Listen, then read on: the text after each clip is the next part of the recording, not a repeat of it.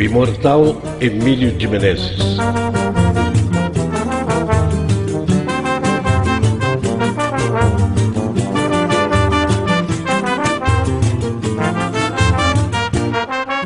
Emílio de Menezes nasceu em Curitiba a 4 de julho de 1866 e faleceu no Rio de Janeiro em 6 de junho de 1918. Foi jornalista e poeta, imortal da Academia Brasileira de Letras, mestre dos sonetos satíricos, humorista, fazia de seus versos instrumento de publicidade para os produtos de consumo de sua época. Era filho do também poeta Emílio Nunes Correia de Menezes e de Maria Emília Correia de Menezes, único homem entre 8 irmãs. Fez seus estudos iniciais com João Batista Brandão Proença e depois no Instituto Paranaense.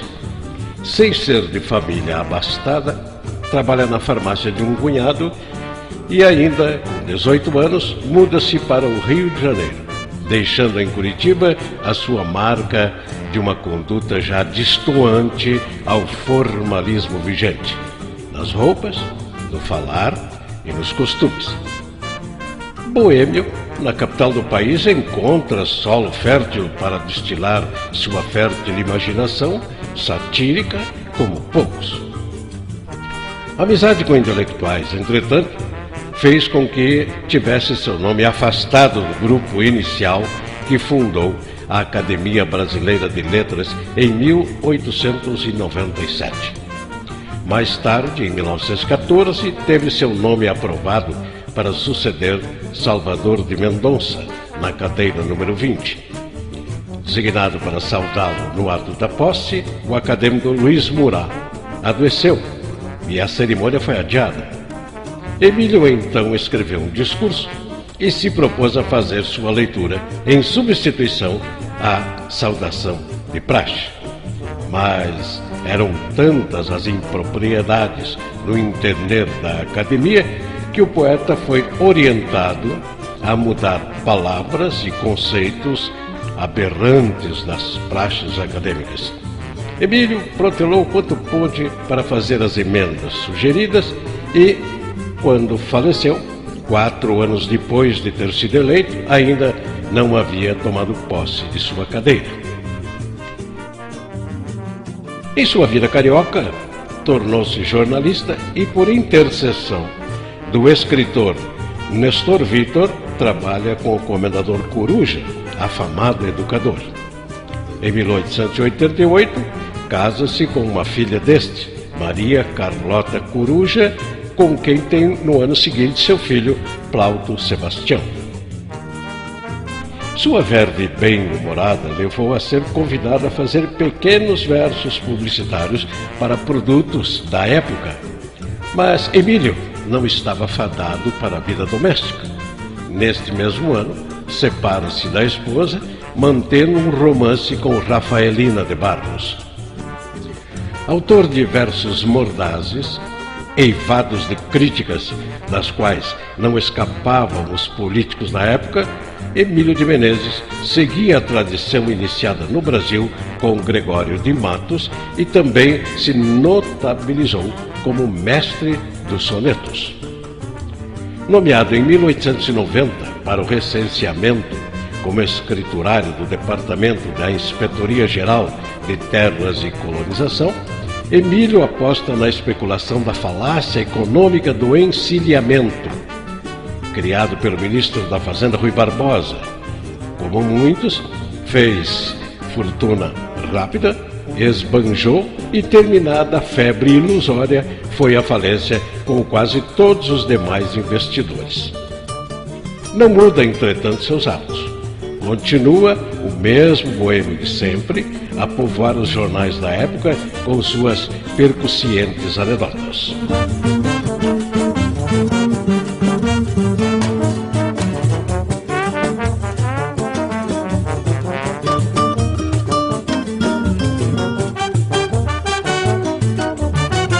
Emílio de Menezes deixou um rastro de anedotas ainda não recolhidas com o devido cuidado histórico.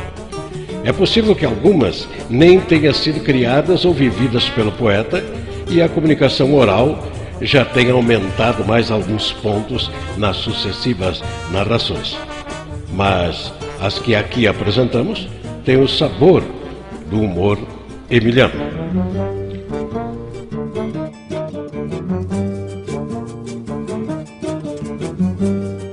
Emílio de Menezes estava em um bonde no Rio de Janeiro quando entrou uma conhecida atriz que não lhe era muito simpática, mas que sempre o assediava quando se encontrava.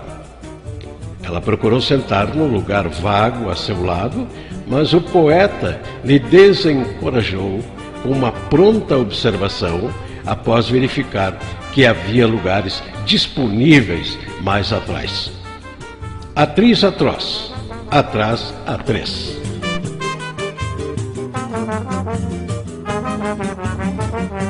Em um de seus prediletos pontos de observação, à mesa de um bar, Emílio bebia com amigos quando vê passar uma pessoa com fama de conquistador de nome Penha. Os amigos comentaram que Penha estava no momento sofrendo de males de amor não correspondido por uma mulher de duvidosa reputação. O poeta saiu-se como esta: um homem que se diz Penha sofrendo por uma mulher que se disputa.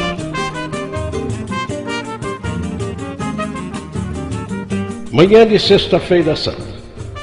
As famílias de Curitiba saem das missas de rememoração da morte de Cristo. Algumas passam pela Praça Osório e encontram Emílio embriagado, amparando-se em uma das palmeiras do logradouro. Imediatamente reconhecido, vão até ele e o censuram. Emílio, mas nem no dia de hoje, em que todos se recolhem para lembrar a morte de Nosso Senhor, você respeita? Nem sua visível embriaguez não o impede de uma tirada inteligente. Não foi no dia de hoje que se cometeu o maior crime da humanidade, em que mataram o Filho de Deus feito homem? Foi, é claro, responderam os piedosos conhecidos. E ele completou: pois quando a divindade sucumbe, a humanidade cambaleia.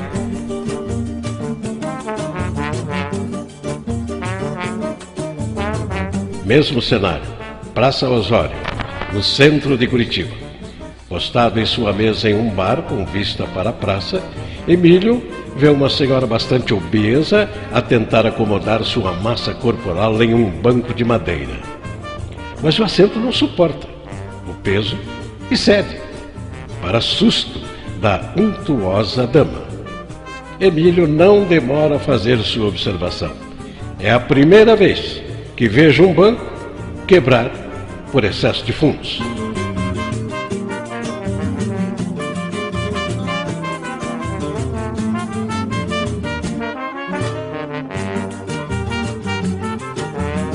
Perguntaram-lhe: Emílio, sabes qual a parte mais bonita do corpo da mulher? Seio.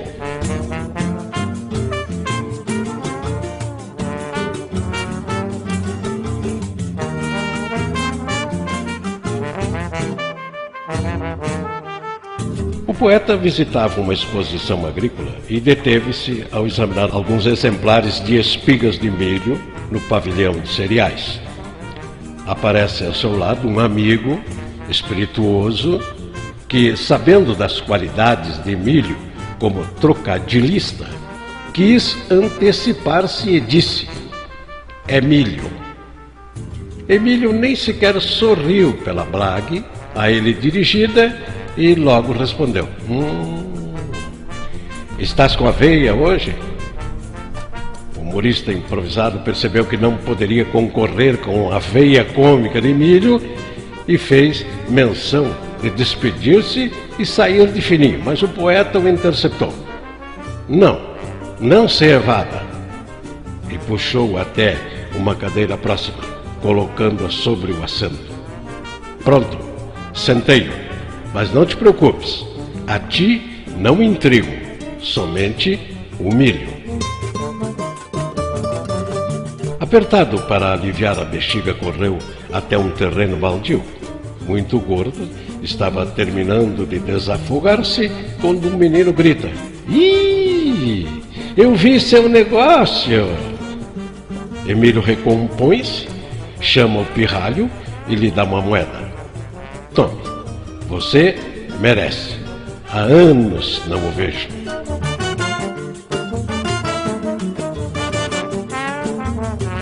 Certo médico, muito conceituado na profissão, há muito se candidatara a uma vaga na Academia Brasileira de Letras. Em uma roda, comentava-se sobre se ele conquistaria a cadeira. "É mais que certo", opinou Emílio. "Vocês não compreendem? Há muito tempo que fulano está fazendo uma cabala única para entrar para a academia. Não há acadêmico que adoeça, mesmo levemente, que ele não se ofereça para ser seu médico assistente de graça." "Cavando voto?" interrompe um dos circunstantes. E Emílio explica: "Qual voto? Cavando a vaga."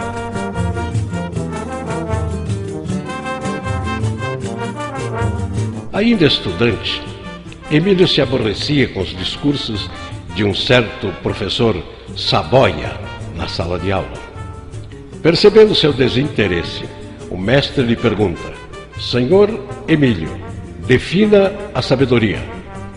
E veio a resposta rápida: "A sabedoria, professor, é algo que tem efetivamente muito peso. Se colocada na água, ela afunda." "E a ignorância, então?" "A ignorância? Ora, essa boia."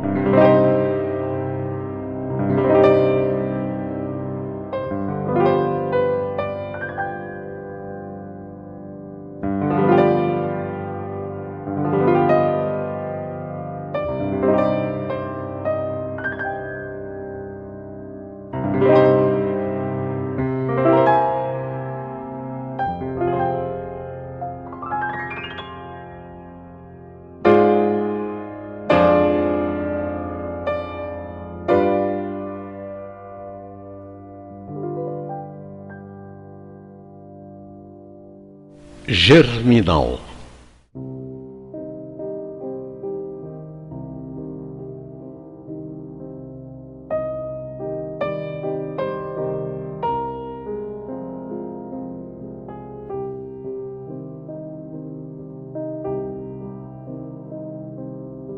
Passou, a vida é assim, é o temporal que chega, ruge, esbraveja e passa. E quando serra a serra, no furioso raivar da indômita refrega que as montanhas abala e os troncos desenterra. Mas o pranto, afinal, que essa cólera encerra, tomba, é a chuva que cai e que a planície rega, e a cada gota ali, cada germen se apega, fecundando a minar toda a alagada terra. Também o coração do convulsivo aperto, da dor e das paixões, das angústias supremas, sente-se livre após a um grande choro aberto. Alma, já que não é mistério, que ansiosa gemas. Alma, fecunda, enfim, nas lágrimas que verto, possas tu germinar e florescer em poemas.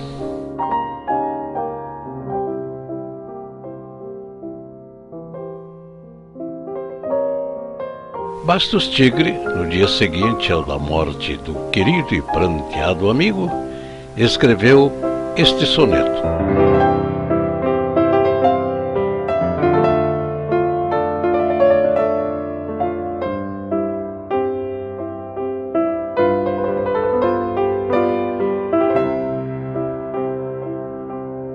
Poeta amigo, alcançaste a estância derradeira. Passaste, e todos nós, vendo-te em teu caixão, indagamos: e a musa? E a musa galhofeira? E a satírica? E a séria?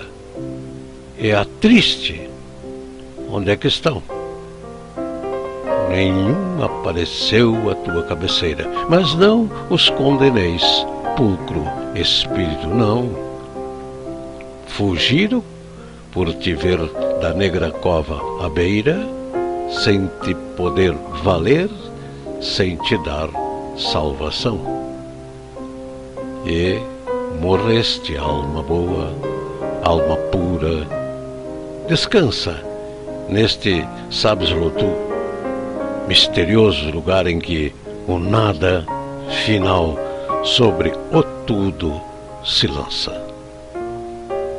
E eu me fico a sorrir tristemente, a pensar que é mais uma do Emílio, a animar a esperança de que vives ainda e que estás a brincar.